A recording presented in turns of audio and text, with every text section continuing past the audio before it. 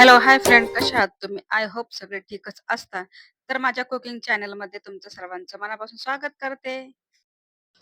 आणि हो friends, request आहे की ही जी रेसिपी आहे ना, स्किप न करता असाच व्हिडिओ कंटिन्यू पुढे पाहत राहा. आणि व्हिडिओ स्टार्ट करण्याच्या अगोदर माझ्या चॅनलला सबस्क्राईब केलं नसेल तर प्लीज माझ्या चॅनलला सबस्क्राईब करा आणि जेवढं होईल तेवढं शेअर करायला पण विसरू नका.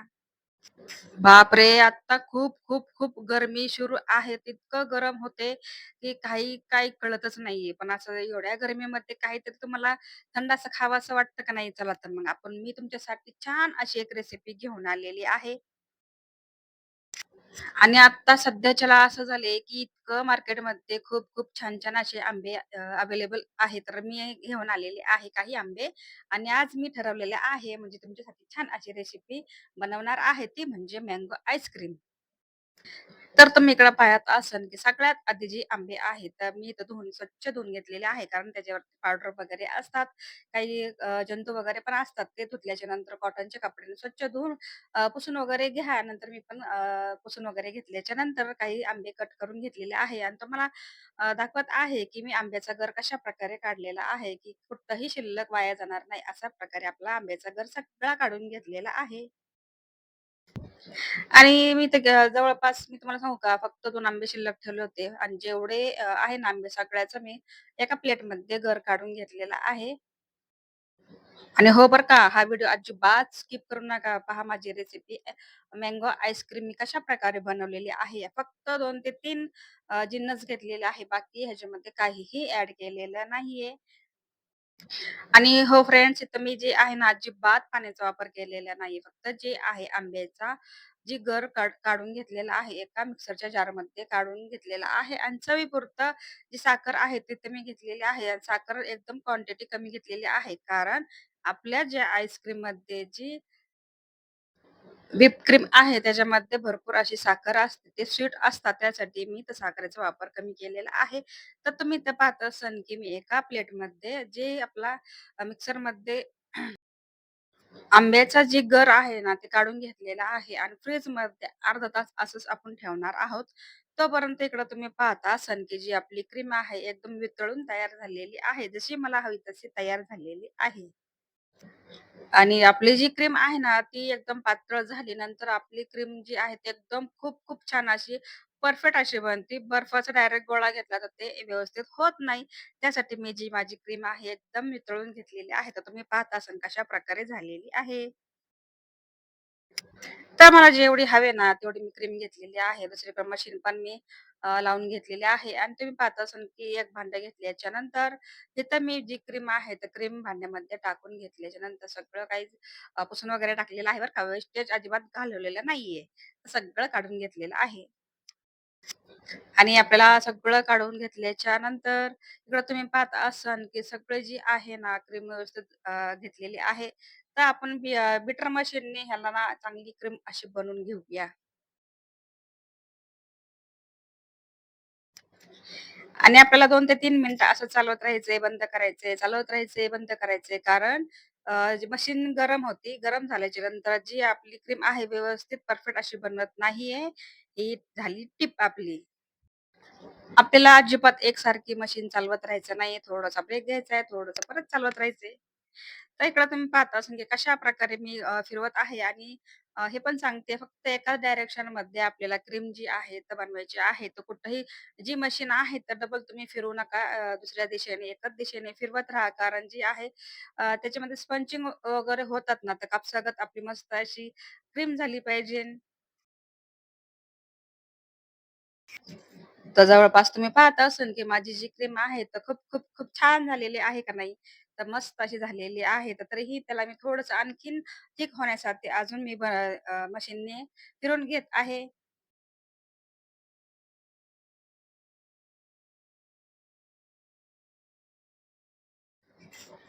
आणि फ्रीझरमध्ये काढून घेतल्याच्या नंतर आंब्याचा जे गर आहे, तर आपल्या क्रीममध्ये टाकून घेतलेला आहे आणि खूप गडद असं झालेलं आहे.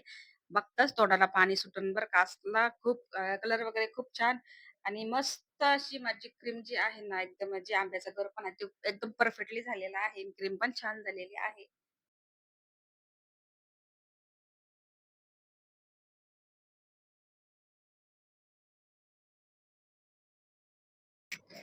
तर आपण ना क्रीममध्ये जे आपलं मँगोचं का गर आहे ना, पूर्ण व्यवस्थित एकसारखं करून घ्या. आपली आईस्क्रीम परफेक्ट अशी होत आहे आणि तुम्ही इथं पाहत असाल की कलर बघा तुम्ही किती छान झालेला आहे. जसा कलर आहे, तसा मँगोची जी आईस्क्रीम आहे ना, खूप टेस्टी आणि खूप छान लागते खायला.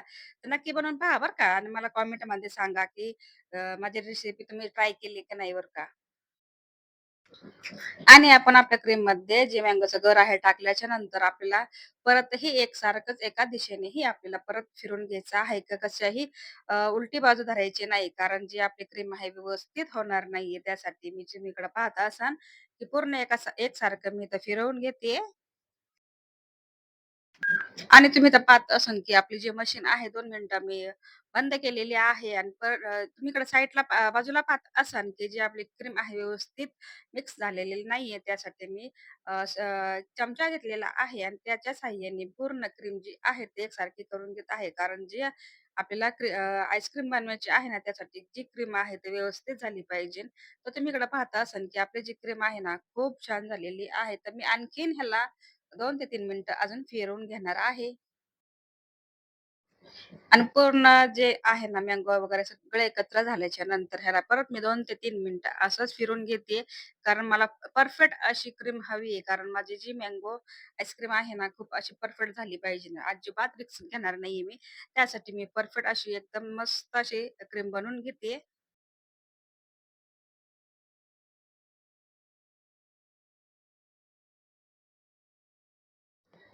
आता आपली जे मशीन आहे ना, बंद करून साईडला ठेवूया. आता इकडे तुम्ही पाहत असाल एक भांडं घेतलेलं आहे. मस्त आकाराचं तुमच्याकडे जे हवंय जे असेल त्याच्यामध्ये तुम्ही ॲड करू शकता. कशातही तुम्ही आईस्क्रीम बनवू शकता. तिथं मी एक भांडं घेतलेलं आहे आणि त्या भांड्यामध्ये मी जमवणार आहे मस्त आपली आईस्क्रीम. तर तुम्ही इकडं पाहत असाल, की जे काय आहे ना, थोडं-थोडं करून मी व्यवस्थित कनेक्ट म्हणजे व्यवस्थित टाकत आहे. कारण जी आईस्क्रीम आहे ना, कुठंही म्हणजे थोडंसं लेव्हल करून घेतली तर खूप छान अशी होती. नंतर मग वर-खाली, वर-खाली अजिबात टाकायची नाही आपल्याला, व्यवस्थित टाकून घ्यायची.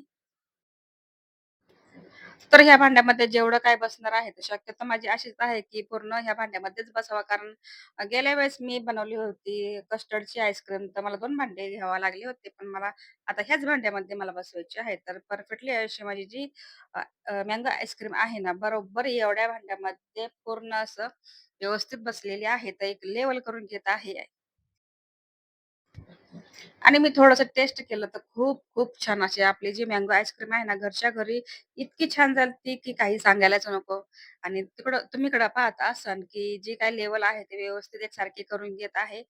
आणि नंतर एकदम मस्त अशी फिनिशिंग करून घेत आहे आणि जी काही शिल्लक राहिलेली आहे ते पण ह्याच्यामध्ये मी सगळे टाकून घेणार आहे आणि सगळी जी आईस्क्रीम आहे एका भांड्यामध्ये बसून गेलेली आहे. आणि काही मँगोचे तुकडे मी इथं कट करून घेतलेले आहे. तुम्ही इकडे पाहता असाल, की जे आहे ना, ते व्यवस्थित म्हणजे टाकून देत आहे. कारण कळलं पाहिजे, की मँगोची आईस्क्रीम आहे का नाही ते.